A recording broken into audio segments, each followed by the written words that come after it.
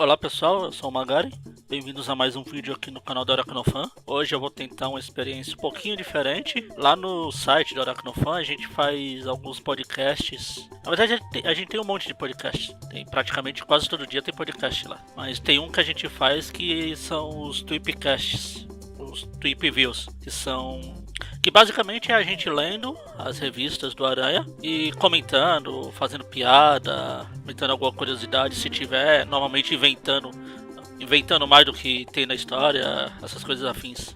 A gente começou lá atrás na Amazing Fantasy XV, lá em 2012, se não me engano, 2012, 2013 que a gente começou. Hoje a gente já tá nos anos 80, indo pra 84 mais ou menos, a gente está na fase do Duende Macabro. Então, como o público do YouTube é diferente do público do resto da internet, vamos dizer assim, tem muita gente que acessa o YouTube e não conhece, não tem hábito de ouvir podcast, prefere vídeo do YouTube. Então eu vou tentar isso que eu peguei o primeiro vídeo aí, o primeiro podcast que a gente gravou do Amazing Fantasy XV e não vou dizer que tem uma reeditada, mas eu peguei ele, coloquei o áudio, que é o podcast, e a gente vai comentando a história. Então eu vou tentar colocar as imagens, a gente comentar algum detalhe da história, passando aí no vídeo.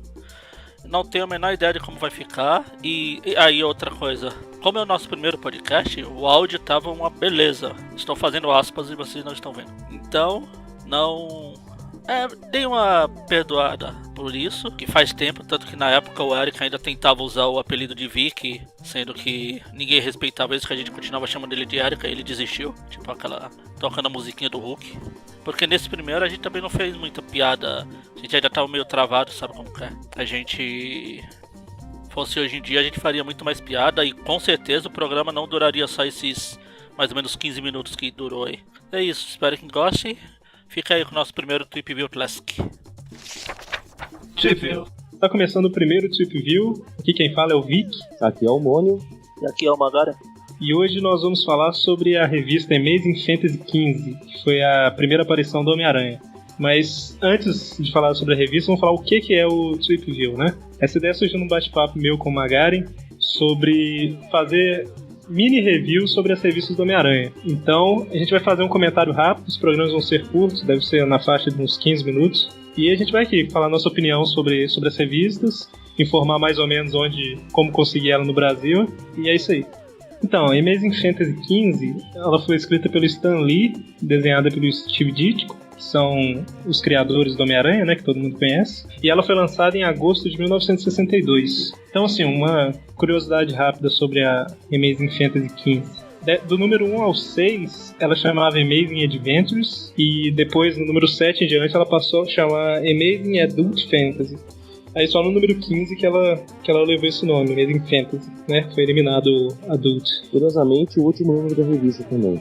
O que eu tava olhando é que muita gente acha que a Fantastic Four, número 1, foi a primeira revista da Marvel mesmo, né? De super-herói. Mas a primeira revista a levar o MC de Marvel Comics na capa foi a Amazing Adventures, né? Que é o nome antigo da Amazing Fantasy.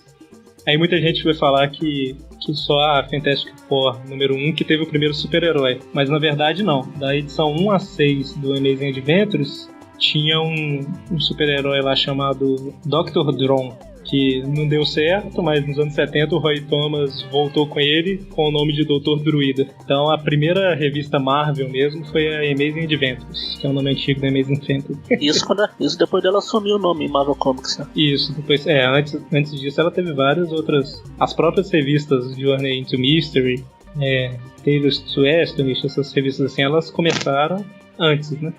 Na época que a editora chamava Time ainda. Isso, Comics. Mas assim, a Amazing Fantasy, ela foi até o número 15, que, assim, da número 1 ao 6, que era com o Dr. Doom na época, ela não fez sucesso. Eles mudaram para Amazing Adult Fantasy para fazer histórias mais adultas, né? Adultas para os anos 60, que hoje é história para crianças.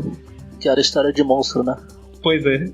E, só que o Homem-Aranha era pra ser o carro-chefe da revista, entendeu? Na verdade, o Homem-Aranha entrou lá meio de penetra, porque o editor da Marvel na época não gostou do Homem-Aranha. Achou que um personagem que usava uma aranha no título não ia fazer sucesso. Aí o Stan Lee resolveu, a revista ia ser cancelada no número 15, ele falou, vou publicar ela aqui mesmo. Se gostar ou não gostar, a revista vai sair. Na verdade, parece que não tava correndo que a revista ia ser cancelada, não tava certo ainda não, porque na capa da revista fala que vai ter que dentro da revista vai ter um anúncio e tal. E lá nesse anúncio fala que nos próximos números o Homem-Aranha vai ser o principal da revista, não sei lá o que e tal. Só que o que acontece? A revista foi cancelada no número 15 porque na época não é igual hoje, que um dia depois que a revista saiu você já tinha os números de venda, né? Então a revista foi cancelada, só que 3 meses depois, o editor ficou sabendo da quantidade de vendas, né? Aí eles iniciaram a Amazing Spider-Man. Então, assim, realmente, a revista, entre aspas, continuou com Homem-Aranha, mas ela mudou de nome, né, pra Amazing Spider-Man. Recentemente, não sei se vale citar, teve a Amazing Fantasy 16, 17, que foi quando saiu as histórias daquela aranha. Eles reformaram a numeração? Isso, mas aí durou até, até o 20, parece. Na verdade, eu não sei como é que eles colocaram. Na verdade, a Amazing Fantasy 16, 17 e 18 é aquela minissérie em 3 edições, a Homem-Aranha Ano 1. Eu acho que essa daí que você tá falando, ela foi tipo o volume 2 da Amazing Fantasy, sabe? Acho que ela começou no número 1, não?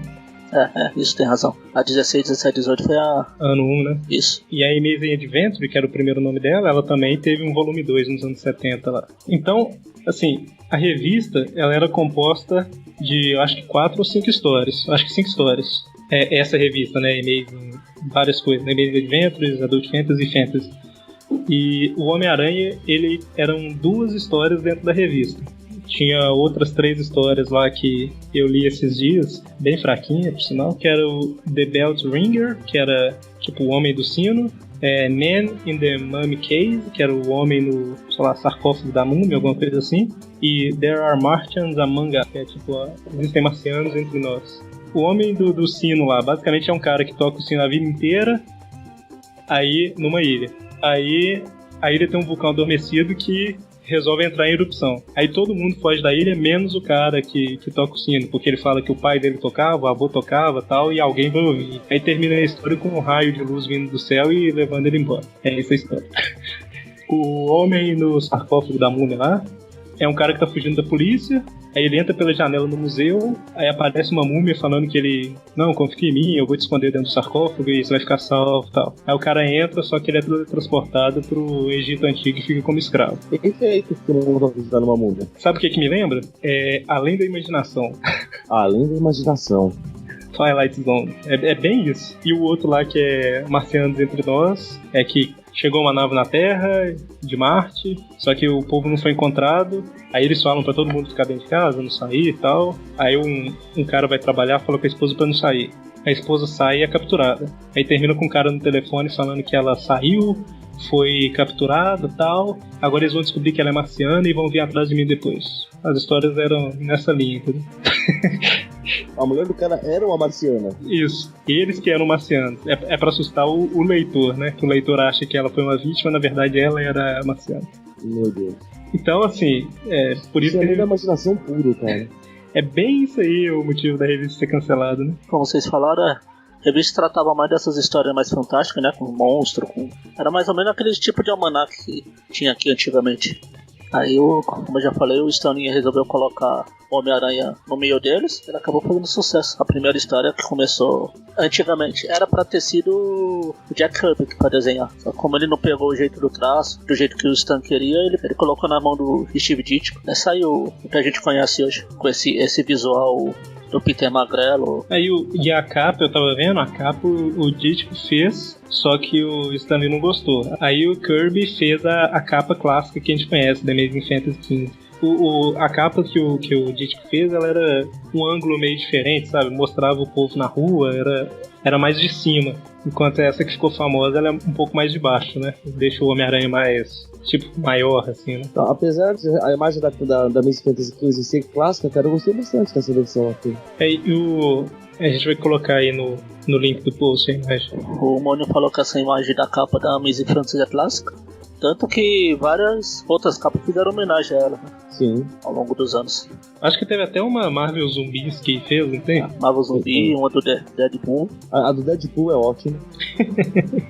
A primeira capa do Aranha, quando ele volta das Guerras Secretas com o uniforme negro, Uma homenagem a essa também.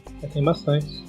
Mas então, sobre a Amazing Fantasy XV, o que tem na história? São duas histórias, na verdade, né? Ela foi dividida em duas partes. A primeira mostra como que o Peter ganhou os poderes dele. Então, assim, basicamente mostra que ele era uns Caxias, CDF, Ferrinho, depende. Eu gosto de Caxias. Depende da tradução que você pega nas revistas, que é um negócio que eu tava conversando mais cedo, que cada revista é uma tradução diferente, né? Tem coisa que até mudou de sentido, desviando um pouquinho da história. Que, por exemplo, o Peter vai chamar a Sally pra sair. Aí ela fala, pela 1000ª vez, Peter, largue do meu pé, tal. Agora, no original, era assim, por que eu sairia com você? E no outro quadro tem assim, se tem outros mais bonitos como Flash Thompson. Sabe assim, mudou o sentido totalmente da frase. Tem uma outra também, o Homem-Aranha deixa o ladrão fugir, aí o policial pergunta, por que você não parou ele e tal? Aí o Peter responde assim, eu não tô aqui pra me preocupar, eu já tô por aqui de me preocupar com todo mundo, agora eu só cuido da minha vida. Aí em inglês ela tem mais impacto, que é, de agora em diante eu só vou olhar pro número 1, isso significa eu, sabe? Assim, ele, assim, tem o mesmo sentido do egoísmo dele, mas tem um pouco pesado. Então, e tem outras, né? Então, assim, tradução e adaptação, né? Que é o que precisa acontecer, né? Eu acho algumas adaptações inúteis, né? Não precisava ser adaptado, podia traduzir ao pé da letra. Mas é o que acontece, né? Então, vai com o que o tradutor acha que fica legal, que encaixa no quadrinho. Tem isso tudo.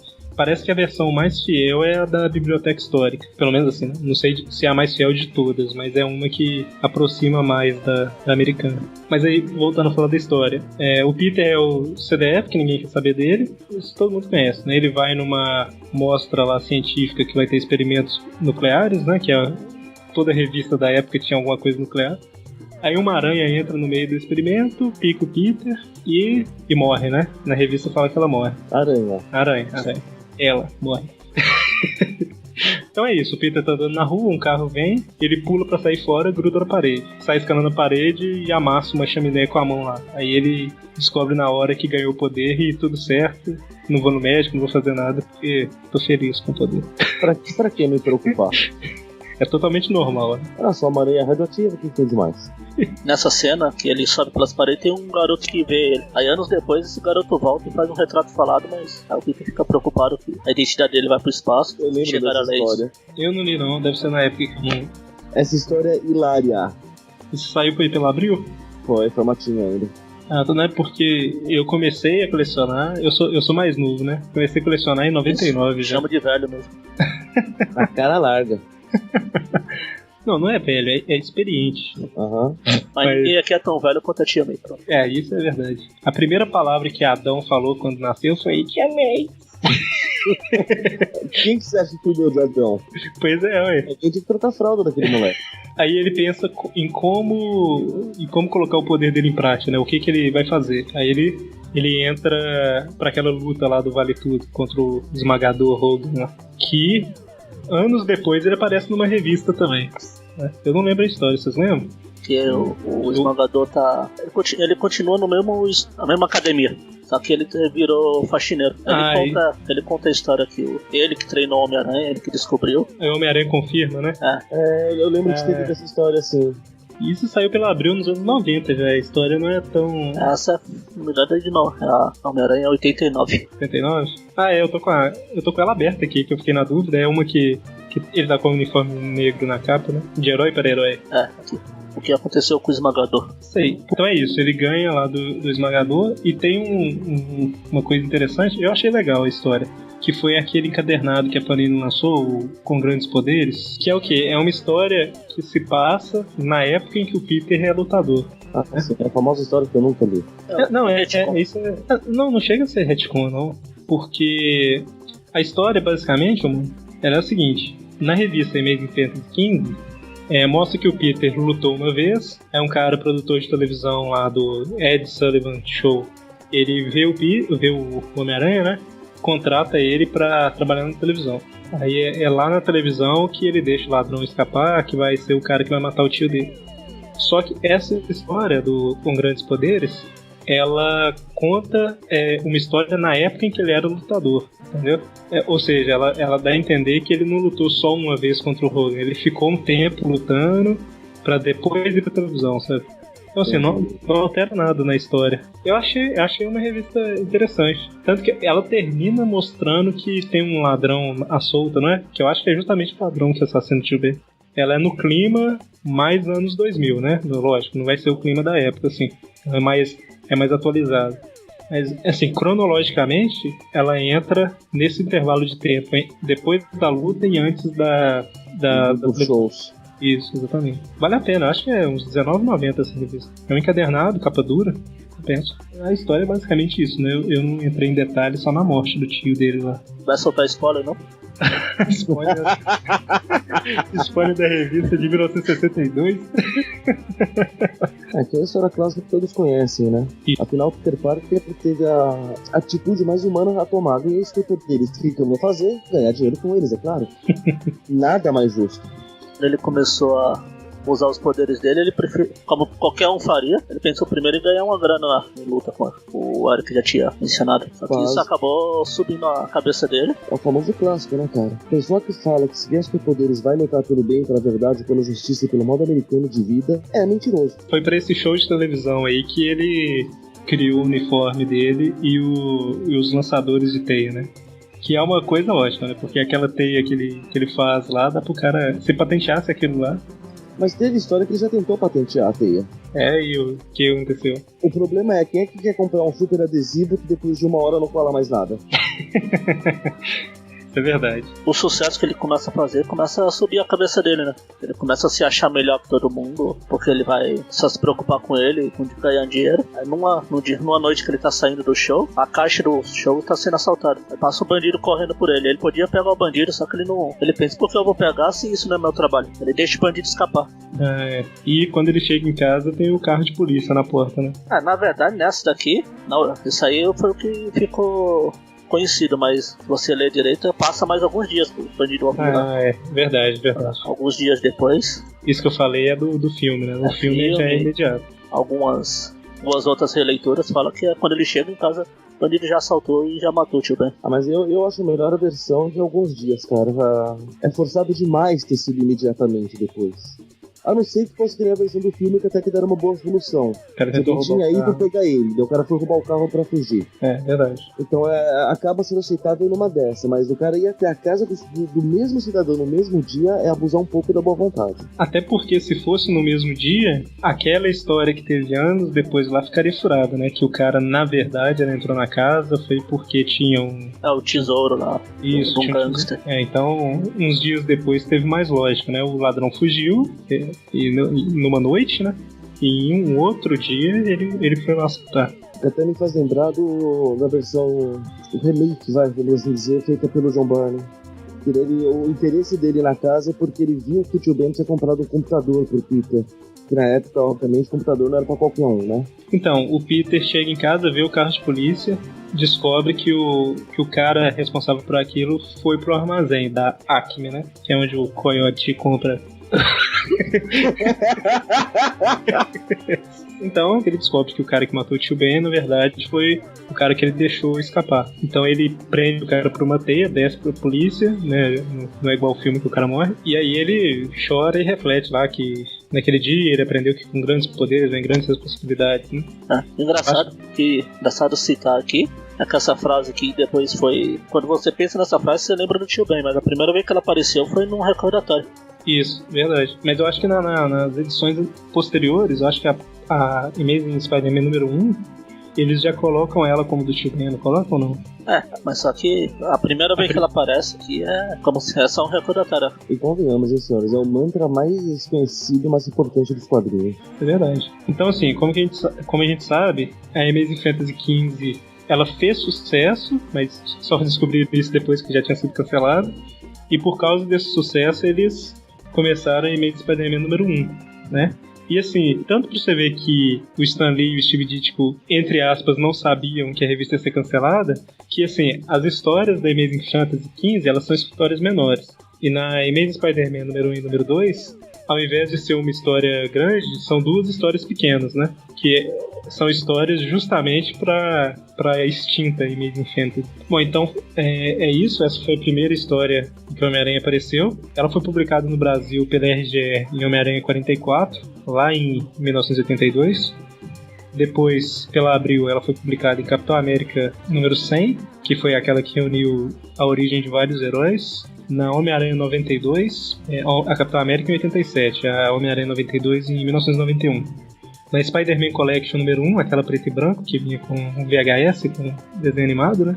Em 96. E a Panini publicou na Biblioteca Histórica Marvel Homem-Aranha número 1. Essas são as que a gente lembra, né? Provavelmente ela foi publicada em outras revistas também. Eu vim do futuro, na verdade, agora de 2017, do futuro desse programa aí, pra complementar essas informações que o Eric passou aí, que a gente gravou esse programa em 2012, então até 2012 eram essas as revistas que tinham publicado a Amazing Fantasy XV.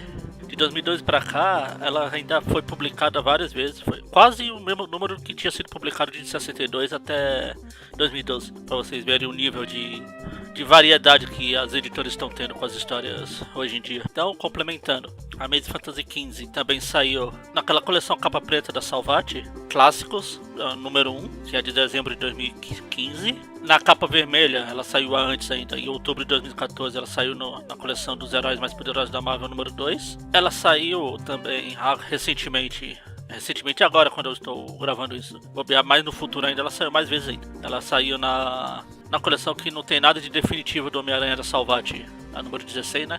Em novembro de 2017. E no mesmo mês, vejam vocês, a Panini está republicando ela, a Amazing Fantasy XV, no caso, que é essa história que eu tô falando aqui, eu não sei porque eu estou me repetindo. A Panini está lançando uma edição chamada Homem-Aranha Antologia, com várias histórias clássicas, fazendo um apanhado das histórias do Aranha, e em novembro de 2017. E nessa antologia tem essa Amazing Fantasy XV também. Então é isso, são todas essas 9 publicações, 5 até 2012 e 4 agora, pós 2012. E agora vamos deixar o Eric encerrar o programa. Mas antes dele encerrar, eu aproveito que eu já tô aqui mesmo para comentar que, como vocês podem ver, o áudio, como eu falei lá no começo, o áudio não ficou lá essas coisas, porque a gente tava começando a gravar ainda. Mas acho que deu para dar uma boa ideia do que são as Amazing, os Tweep Views, que na verdade a ideia, eu esqueci de comentar lá no começo porque eu sou idiota, que na verdade esses Tweep Views, a ideia deles é que os leitores também peguem as revistas que a gente vai comentando e vai lendo junto com ouvindo o programa, porque quando a gente começa a fazer piada, essas coisas, é mais legal você estar olhando a revista para falar, para ver o que a gente comentou, o que a gente inventou, o que a gente viajou. E é isso. Caso vocês queiram ouvir mais, os podcasts estão tudo lá no nosso site do aracnofan.com.br. Tem uma aba de podcast lá, vou deixar o link aqui na descrição do vídeo. E agora eu vou deixar o Eric do passado encerrar o programa lá. E até o próximo vídeo aqui no canal. Bom, então é isso. Até a próxima semana que a gente vai falar de Amazing Spider-Man número 1.